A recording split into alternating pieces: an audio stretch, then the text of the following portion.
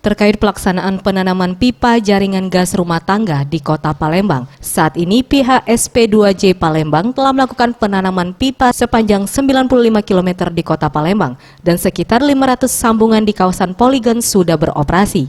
Saat ini pihaknya tengah memfokuskan diri untuk pengembangan jaringan pipa gas rumah tangga di kawasan Talang Aman, serta menunggu penanaman pipa di kawasan Mandi Api dan jalan sosial yang terkendala tiang LRT. Hal ini dijelaskan Direktur Utama PT SP2J Palembang Ahmad Novan.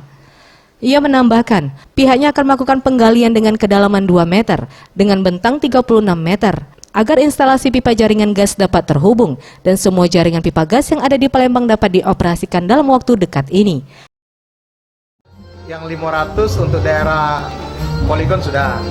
Sekarang lagi mengembang ke daerah Talang Aman, kecamatan Kemuning maupun kecamatan Sukarami. Nah, sekarang Bapak Ibu sekalian sudah melihat kondisi di situ. Insya Allah kami tinggal menunggu browsing. Tim Liputan Sriwijaya TV.